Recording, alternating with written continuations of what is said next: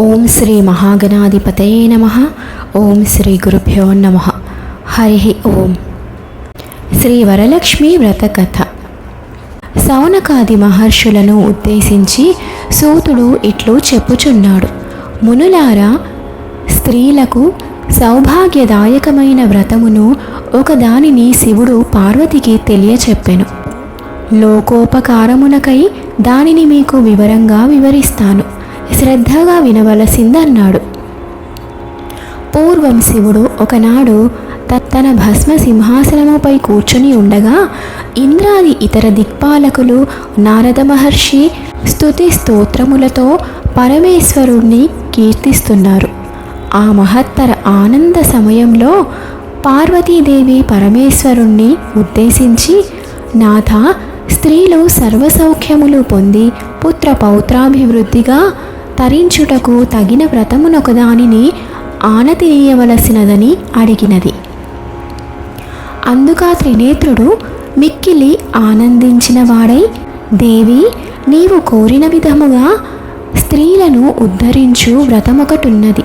అది వరలక్ష్మీ వ్రతం. దాని విధి విధానం వివరిస్తాను, విను. శ్రావణ మాసంలో పౌర్ణమి రోజుకు ముందు వచ్చు శుక్రవారము నాడు ఈ వ్రతమును చేయవలెనని పరమేశ్వరుడు పార్వతికి చెప్పెను. పార్వతీదేవి, దేవా, ఈ వరలక్ష్మీ వ్రతమునకు అధిదేవతగా ఎవరిని చేసిరే? ఈ వ్రతమును చేయవలసిన విధానమును తెలియజెప్పమని పార్వతి అడిగింది. కాత్యాయని, ఈ వరలక్ష్మీ వ్రతమును వివరంగా చెబుతాను, భక్తి శ్రద్ధలతో విను. పూర్వకాలంలో మగధ దేశంలో కుండినము అనబడు పట్టణమొకటి ఉండేది. ఆ పట్టణము బంగారు కుడ్యములతో రమణీయముగా ఉండేది. ఆ పట్టణంలో చారుమతి అనబడు ఒక బ్రాహ్మణ స్త్రీ ఉండేది. ఆమె మిగుల సుగుణవతి, వినయ విధేయతలు, భక్తి గౌరవాలు గల యోగ్యురాలు. ప్రతిరోజు ప్రాతకాలాన నిద్రలేచి భర్త పాదాలకు నమస్కరించుకుని ప్రాతకాల గృహకృత్యాలు పూర్తి చేసుకుని అత్తమామలను సేవించుకుని మితముగా సంభాషిస్తూ జీవిస్తుండేది. వరలక్ష్మీ వ్రతానికి ఆదిదేవత అయిన వరలక్ష్మీదేవి ఒకనాటి రాత్రి సమయమున చారుమతికి కలలో సాక్షాత్కరించింది. ఓ చారుమతి, నీ యందు అనుగ్రహము కలిగిన దానను.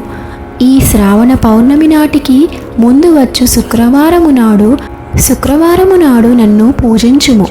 నీవు కోరిన వరాలను, కానుకలను ఇచ్చెదనని చెప్పి అంతర్ధానమయ్యెను. చారుమతికి వరలక్ష్మీదేవి కలలో సాక్షాత్కరించుట.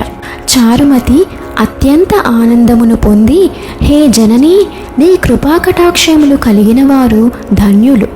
వారు సంపన్నులుగా విద్వాంసులుగా అయ్యెదరు. ఓ పావని, నా పూర్వజన్మ సుకృతము వలన నీ పాదదర్శనము నాకు కలిగింది అని పరిపరి విధాల వరలక్ష్మీదేవిని స్తుతించింది. చారుమతి మేల్కొని అదంతా కలగా గుర్తించి తన కలను భర్తకు, అత్తమామలకు తెలియజెప్పింది. వారు మిక్కిలి ఆనందించిన వారై చారుమతిని వరలక్ష్మీ వ్రతమును చేసుకోవలసిందని చెప్పారు. ఊరిలోని వనితలు చారుమతి కలను గురించి విన్నవారై పౌర్ణమి ముందు రాబోయే శ్రావణ శుక్రవారం కోసం ఎదురు చూస్తున్నారు.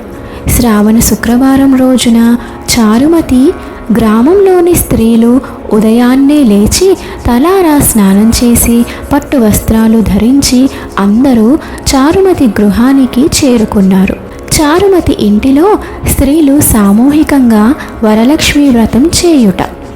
ఆమె గృహంలో మండపం ఏర్పరచి ఆ మండపంపై బియ్యం పోసి పంచపల్లవాలు, రావి, జువ్వి, మర్రి, మామిడి, ఉత్తరేణి మొదలగు పల్లవములచే కలశం ఏర్పాటు చేసి వరలక్ష్మీదేవిని సంకల్ప విధులతో సర్వమంగళ మాంగళ్యే శివే సర్వార్థ సాధికే శరణ్యే త్ర్యంబకే దేవి నారాయణి నమోస్తుతే అని ఆహ్వానించి ప్రతిష్ఠించుకున్నారు.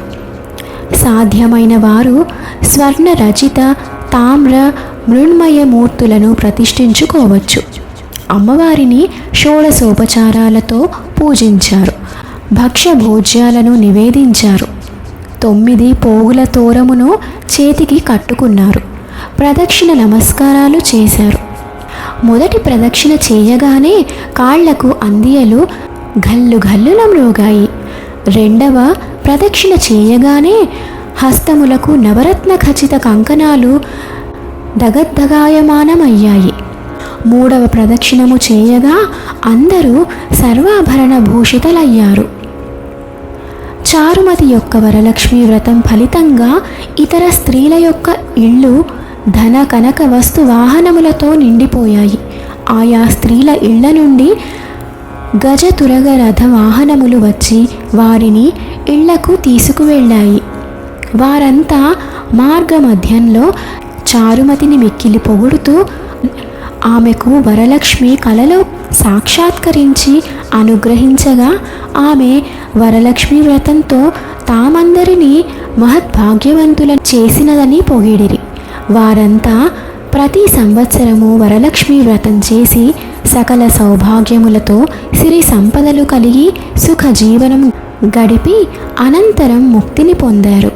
మునులారా, మహర్షులారా, ముముక్షువులారా, శివుడు పార్వతికి ఉపదేశించిన వరలక్ష్మి వ్రతాన్ని సవిస్తారంగా మీకు వివరించానన్నాడు సూత మహర్షి.